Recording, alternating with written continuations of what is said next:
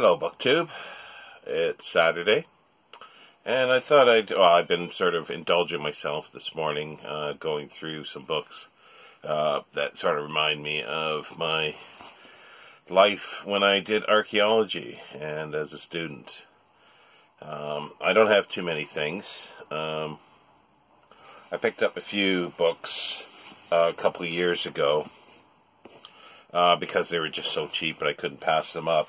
I mentioned Maspero's Egypt in previous video on Friday Reads. I do have a 3-volume history of the Near East. These are quite rough. They're very dirty, and it's because they're cream-colored cloth. And there's a lot of... This one's the worst. It's got a lot of wear to the edge. I do need to clean them up at some point. They were published in 3 volumes in 1894, at least the first volume was. I'll have to check for the others. It's by Gaston Maspero. As I say, he lived the last half and into, I think he died around in the first or second decade of the 20th century.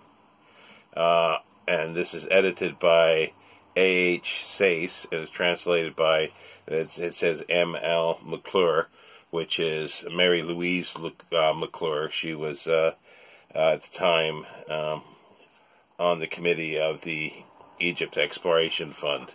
And these are massive tomes, well illustrated, even with some colored plates. I'm not sure if there's color in this first volume.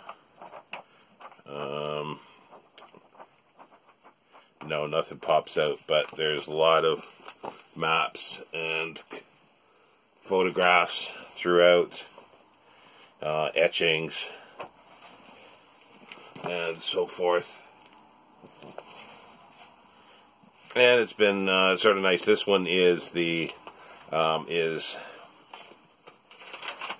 it's Dawn of Civilization, Egypt and Chaldea. Is there a date on this? They don't give a date on this one. Yeah, but it's Egypt. The interesting thing of all these volumes, somebody who had owned this previously, and I don't know who, there's lots of little inserts throughout. I guess here is and it is someone who lived, I think, in this area where I'm living in Bedford or Bedfordshire. And these written on the back: children have made doll's house and exact replicas, and we're annoyed. It's hard to read. It's just somebody's written in pencil on the back of this, but it's very difficult to read. This is Masque of Lady Margaret in the Park, Bedford. Wednesday, the Masque, in which 450 plays are taking part. So there's a play. It's from the Federation of Women's Institute. They're presenting this play. But there's not only things like that. There are news clippings. Some with dates and some without. But they span from, I think, the turn of the 20th century up into the 20s. So people the person who's owned this has kept, has put it in various places. This is a news clipping. It's part of the title has gone as something, either extant or giant. No, I'm not sure what that would be. TANT, Discovery at Thebes, from our correspondence, Cairo, April 4th. For the following details, I am indebted to Sir W.E. Garston, KCMG, Undersecretary of State for Public Works. And it's a sequel to the discovery of the tomb of King Tutmosis III at Thebes. And it's a news clipping, and they've taped it together at the bottom. It was too big. It was almost like as if it was a bookmark, but it would have stuck up, and you could see age has caused problems with the top edge, so it's now folded and put in to the text better. There are other ones here. So I see there's not as many in the first volume. I don't know if any had been taken. There may have been many more as well. There's one I'm sure I'm missing here somewhere. There it is. And this is the Code of King Hammurabi. And again, a big news clipping. And there's no date on this one at all that I can see. No date on that one. In the back, there is another clipping. It's the Luxor tomb, new photographs of a Shabati. And again, no date, but as you can see, it's Edwardian-ish by the clothing there.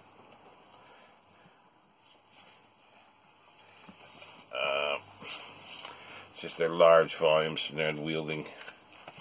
But yeah, no, it's just 800 pages, coated paper, which makes them very heavy.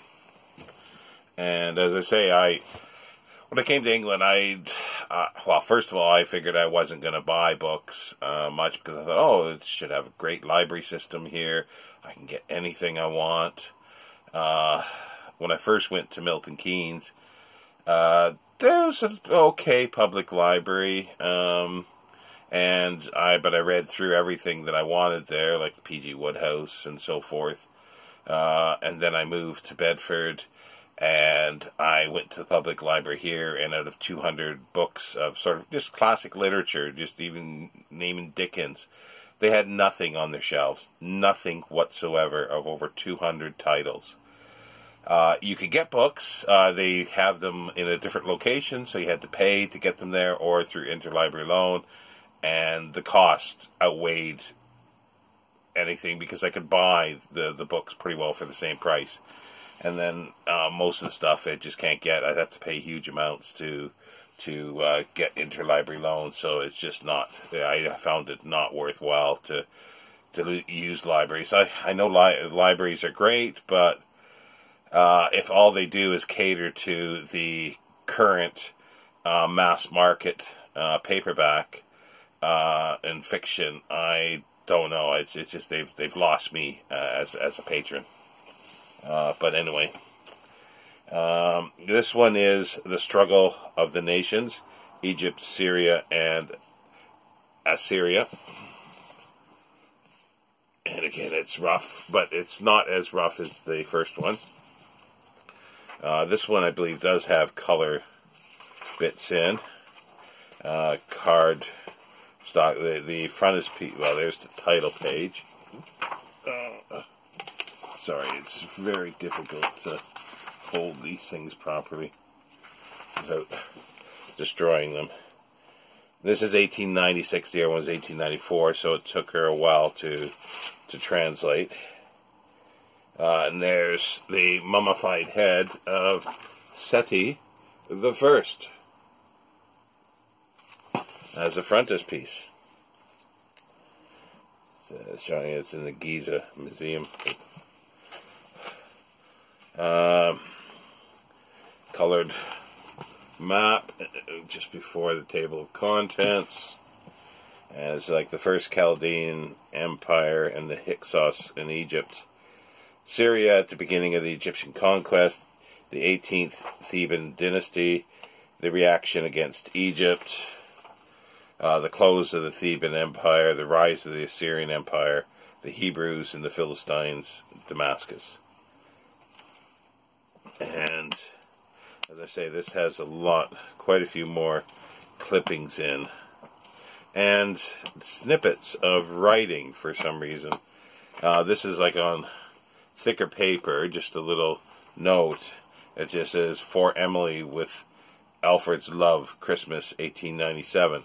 And I kind of wonder if this is this set belonged to a woman, because I don't know what makes me think that, but then when I saw this, it sort of made me think more that this might be, because it's 1897, so she was given this set of books. But I can never know for sure. Trying to keep this open here to the right spot, because I want to put the newspaper clippings back. This one's a lot more. It's Times weekly edition supplement, and it does have a date, March 17th, 1905, and it's important discovery in Egypt, the royal treasuries of the 18th dynasty, from a correspondent.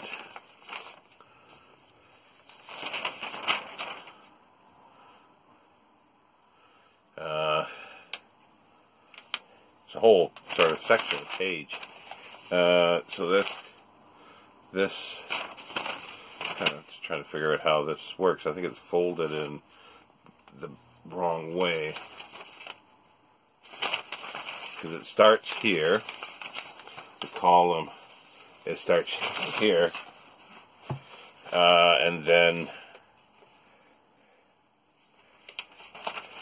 must go. Yeah, it goes over here into just I think the one column. Yeah, it goes into there, and then it goes into Indian affairs. There's other things, but somebody didn't cut it out, the two columns. They just took the whole sheet and folded it together. But they're all related to Egyptian discoveries that were in the newspaper. Here's another bunch of them. Is there a date on this one? No. But I'm quite sure this is contemporary with, like it says, Treasures of Egypt, Lord Carnarvon's find. The Earl of Carnarvon has telegraphed to the Times from Cairo an interesting description of the discovery of the funeral chambers of King Tutankhamun in the Valley of the Kings.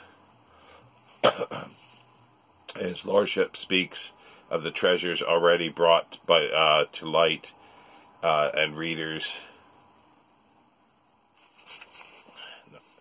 Sorry, the light is really bad, and refers to the existence of a chamber or chambers, in one of which possibly reposes in his coffin the sarcophagus, the king, the body of the king Tutankhamun. So, original newspaper clippings in the Times of the discovery of Howard Carter and Lord Carnarvon.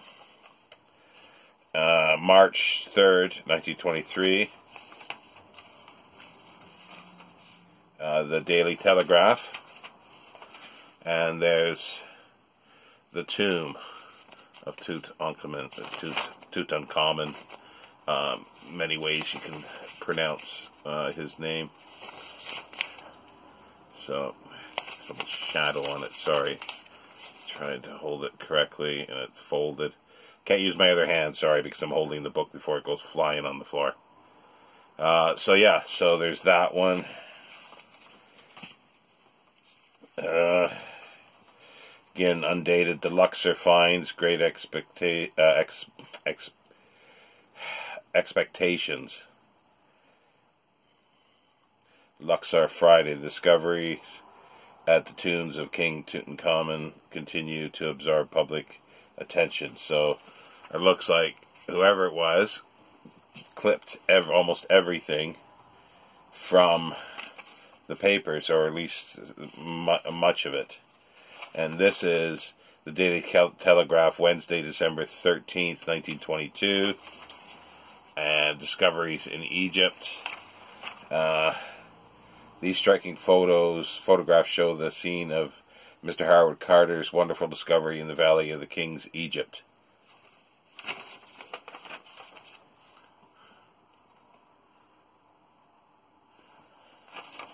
And even newsprint in the 20s was made better than it is today.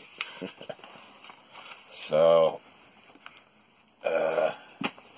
let's continue on here. There's a color here. I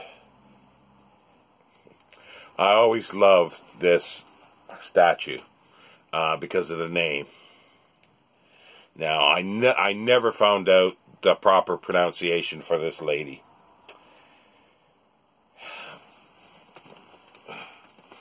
I always pronounced it as it is, Lady Take a Shit.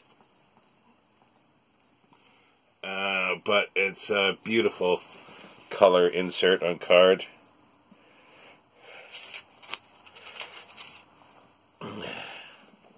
Let me see, is there any more in here? Newspaper clipping.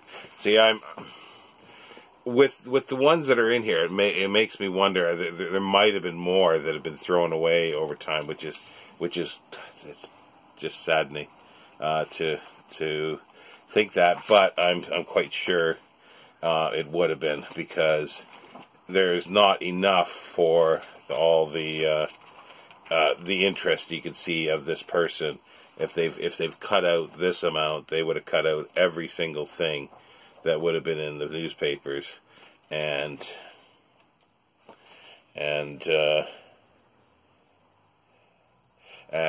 put it in the books. Here's another colored insert.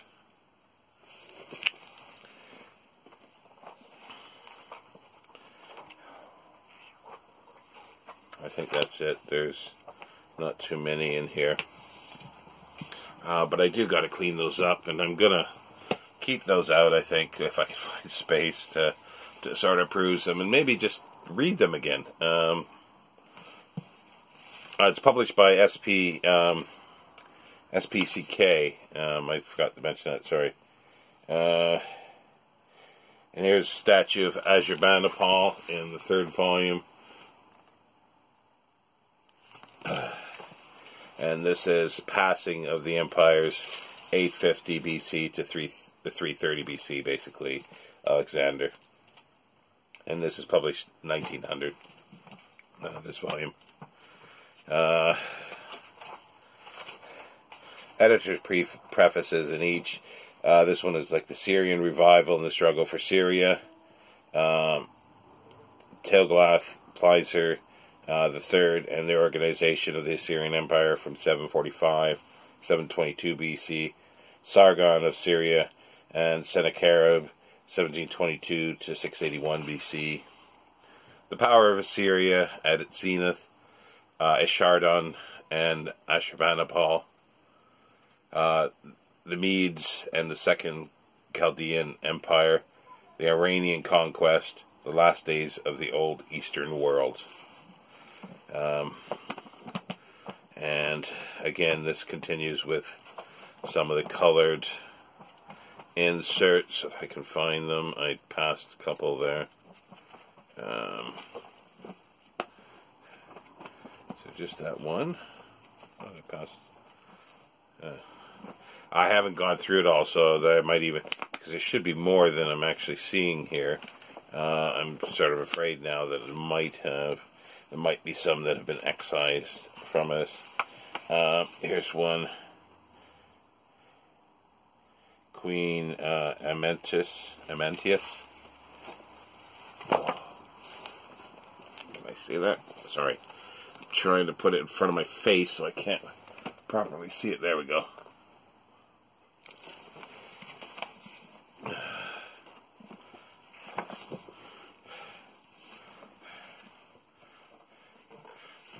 I need to have a little table to put these on to actually read them properly. They're just too big and too heavy to go on your lap. Soldiers of the bodyguard of Darius from the Louvre.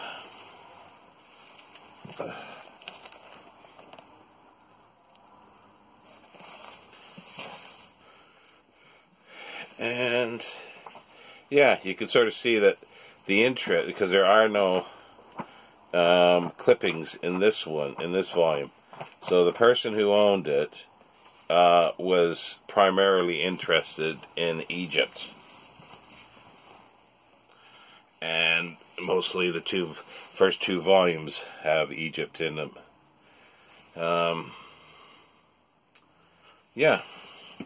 So that's been going down memory lane, nostalgia with that, and with my trusty trowel.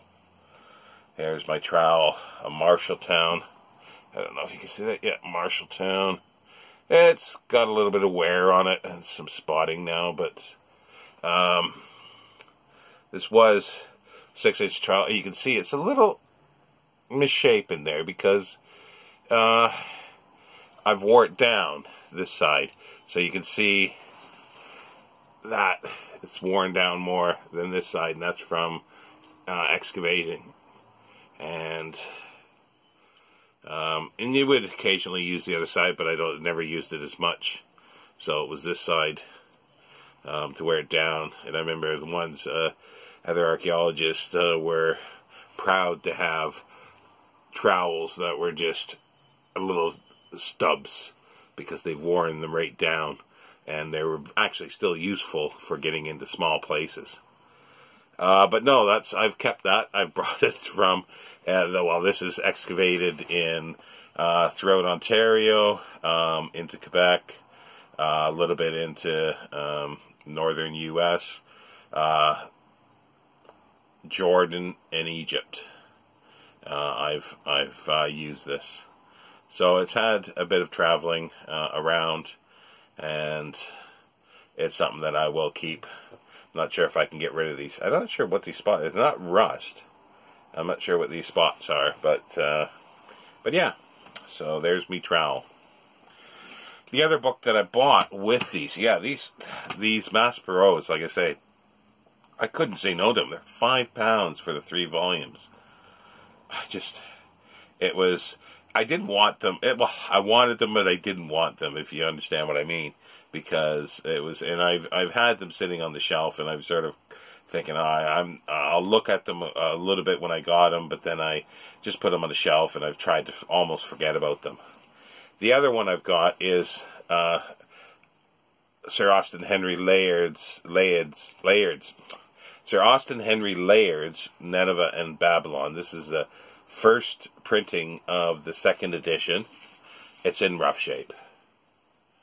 It's an abridgment, basically, of the original edition. Somebody mentioned on a comment on my last video that Folio Society has put out his Nineveh. I'm not sure if it's a Nineveh and its Remains or Nineveh and Babylon, because I think the original was Nineveh and its Remains. Memory sort of falls down here occasionally.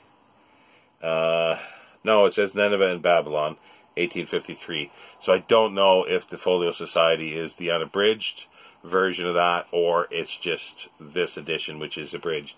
It's got somebody's interesting bookplate in it, which, no idea what that is. It's either an RDD or RDP, or, yeah. So it's too stylized for me to figure out. But yeah, it's a first printing of the 2nd edition, his Layard's